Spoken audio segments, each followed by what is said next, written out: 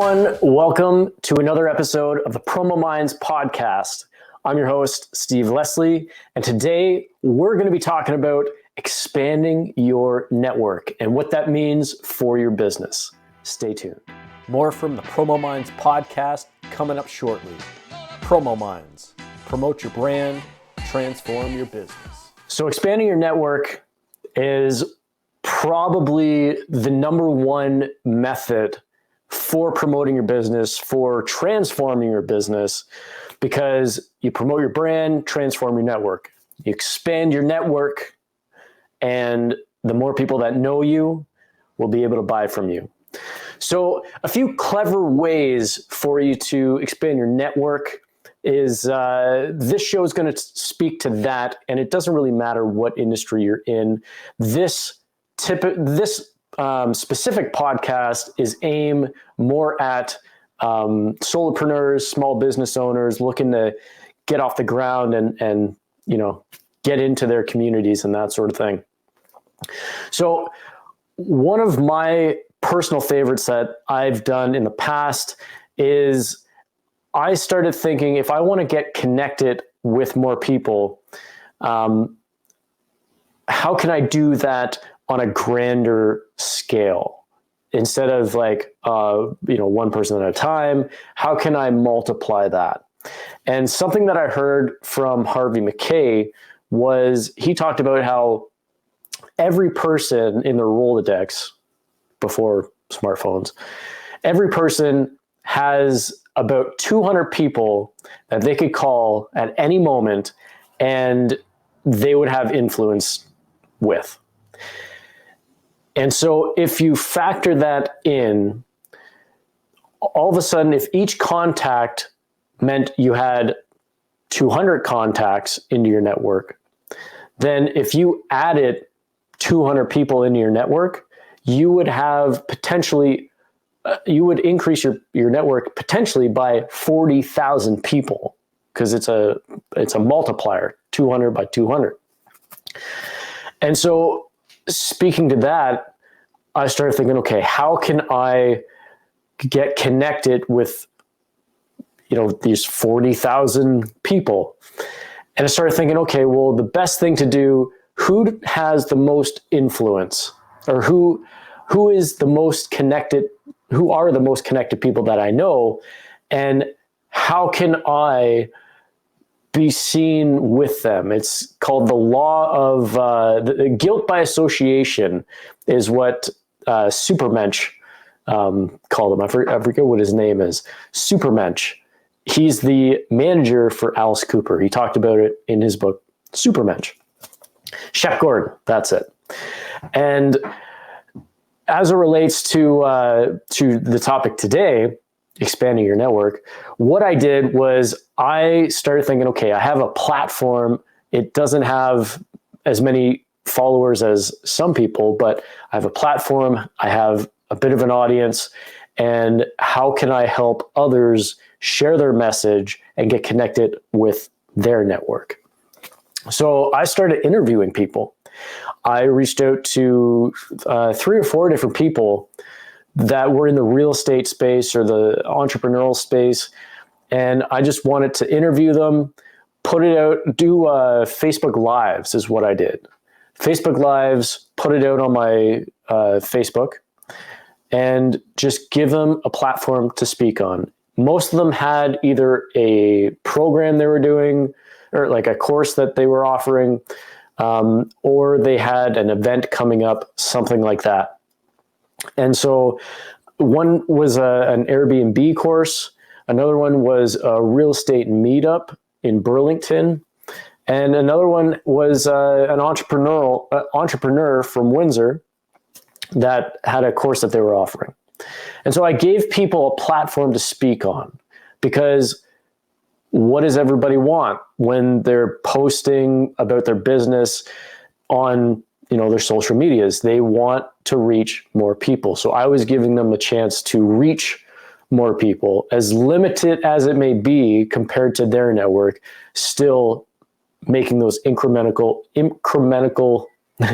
incremental increases. Wow, that was a tongue twister for me. And by doing so, I did this in 2019 when I was trying to get more known in the pool industry and just more known in general. And with those three things, the fourth thing that I did was I went to the Grant Cardone 10X Growth Conference in Miami that year. And by doing those three interviews and going to that one conference, my network on Facebook exploded. And I went from having under 1,000 followers to 2,600 followers in the span of a month. And so it really taught me that, Joe Polish talks about in his book, you got to think what's in it for them. And if you can create these win-win situations, that's really the key to expanding your network with influential people.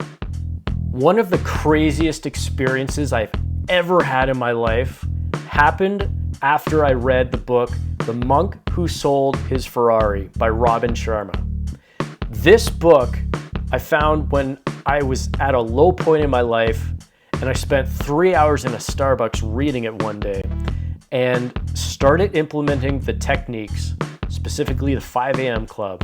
And within 7 days, I had such a profound experience. It was similar to the movie Limitless with Bradley Cooper, just a complete change in my thinking, my energy, and my aura. It's something that's so difficult to put into words, but I highly recommend checking out this book, The Monk Who Sold His Ferrari by Sharma. And I promise you, if you implement the techniques in this book, your life will change. So check it out. That's The Monk Who Sold His Ferrari by Sharma. All right, let's get back to the show. Another example I'll give is it happened last year. One of my clients, she was looking at promoting her business in the community and not having that many connections in the community. She wondered, what do I do? And we came up with an innovative way to create a win-win situation, actually a win-win-win situation, because there's three parties involved. One thing that I noticed is that here in Midland, I saw that there was a tremendous amount of dogs and animals in the Santa Claus parade. And I had never seen so many animals. So I thought, okay, this town really likes animals, specifically dogs. And so there is a humane society on the edge of town. I thought, okay, how can we incorporate this? And I thought about the local coffee shop, Grounded. Now, they're well connected in the community. There's a lot of people that go there on a daily basis. And so I thought, okay, if we can create some sort of event to promote and get your face associated with these networks, because it resonated with her brand and it was fairly simple to do. And obviously the coffee shop loved the idea. The Humane Society loved the idea, and it created this great scenario. So what we did was we created, I think it was the last week before leading up to the holidays, that every day from a certain time, if you came in to Grounded, got a coffee or a hot beverage, for every beverage purchased, my customer would give 50 cents to the local Humane Society. And she raised a few $100s. She got to put the stickers on the coffee cups. And so everyone that got a coffee or hot beverage got a little sticker that said, your donation, thank you for your donation, and name of her business. That was one event that she was able to promote that, gave her some some authority or influence in the community. But that was just the start. The next thing was she had an event, her and her friend had an event at the end of February. And for this one, I was actually really excited for, because I had always wanted to do a Feel the Love Valentine's Day campaign for the company that I worked with previously, because everyone gives out Christmas cards, everyone gives out well, maybe not everyone, but most people give out birthday cards, and the regular holidays and events, whatever. But I have never seen anyone send out a Valentine's Day card or Valentine's Day gift. And so because they had their event coming up at the end of the month, I took a technique or strategy from Joe Polish and Dean Jackson from I Love Marketing, and we created this campaign where she sent out these Valentine's Day cards to her previous customers or current customers. And it was addressed to the person responsible for making sure that her customer had the best Valentine's Day ever. And I don't know about you, but Valentine's Day always sneaks up on you, right? And so what a perfect opportunity to send out a blank Valentine's Day card that this person could then use to make sure that all they got to do is sign it. And they had the envelope right there, sign it, and they don't even have to go to the store. Further, there was instructions that said, also, if you want to really make this Valentine's Day stand out, an added gift you could give would be to buy a ticket for the special someone for this event at the end of the month. And there was a QR code, so all they had to do was scan it and purchase their ticket. And I believe on the instructions it even said, there you go, you got a free Valentine's Day card and a potential Valentine's Day gift without even having to put pants on and leave your house. And it hit the right audience. But again, that was just a second event that got some influence with some more people, right? A little bit at a time. This next thing, this I had nothing to do with, other than maybe giving some pointers for the speech. But they gave a speech at a local women's group, sharing their story, and being vulnerable and creating this connection. And I've said on multiple occasions, the best marketing that you have ever done was becoming vulnerable and sharing your story, making those connections, just being a real human being, right? And by doing that specific event, her network grew tremendously in the community and for all the right reasons. So I was very happy to see that. But those are just a few ways that you can create some influence in your community, expand your network, join groups, go to events. The more that you can have an event to talk about, the more people are going to see on social media and whatnot. Hey guys, if you're into hiking at all, I highly recommend subscribing to my YouTube page, Steve Leslie Hikes. That's Steve Leslie Hikes on YouTube. I have a lot of content on there from some of the crazy hikes that I've been on, including Angel's Landing in Zion National Park. And it'd be really cool to connect on there. So please check me out. All right, so obviously there are other techniques that you can do to expand your network. One of the techniques and strategies that I have wanted to implement with someone, and so feel free to take the strategy and run with it, is going along with the notion of compete where others can't or won't, and believing in what's in it for them, creating these win-win scenarios with people. One of the things that I thought about was to get connected, to get more connected in your community. There are established businesses that your target audience is also buying from. So if you can connect with them, you'll attract that audience to you just by the guilt of association. And so what I mean by that is, as it relates to the wellness space, your target audience is likely into personal development or reading books. They're likely into plants and nature, that sort of thing.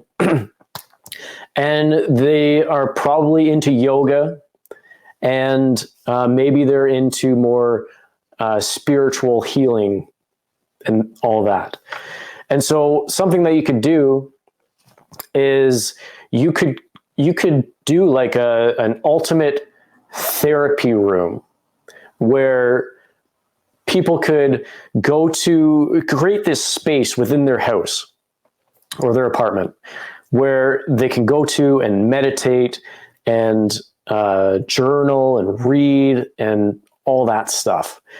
And you can associate this, you can create a series of online videos, online interviews and whatnot with different established businesses in your community. You can go to the local bookstore and interview them to suggest books for people to read when it comes to personal growth and development. You can go to the local nursery and what kind of plants would go best in a therapeutic session, setting, and get the best plant recommendations. Right now, you're associated with 2 established businesses in your community, right? What else is there? You could connect with your local yoga studio, and maybe they can offer some discounted sessions for clients of yours, or maybe you can do some sort of event together where, if they're members at this yoga studio, maybe they get a discount on your services or your products or something like that. And you just create these connections within your community with businesses that resonate with your target audience, because your target audience isn't just buying from you. They're buying groceries, they're buying shoes, they're buying plants. They're doing all these things. And if you can create more of a community and get more known in your space by connecting and creating these online events or even public events, it's going to do wonders for your brand, expand your network, and create a lot of connection and fun. And so those are just a few tactics, strategies, tips and tricks that you can use in your local community. And so I hope that you found value in this podcast. Thank you for tuning in to another episode of the PromoMinds podcast. I'm your host, Steve Leslie. And until next time, take care. Thank you for tuning in to another episode of PromoMinds podcast. I'm Steve Leslie, and if you want help crafting your message or sharing your story, feel free to reach out. I'd love to help. Love coming up with ideas, and we can have a nice chat. So reach out to promominds@gmail.com and I'll respond. Take care.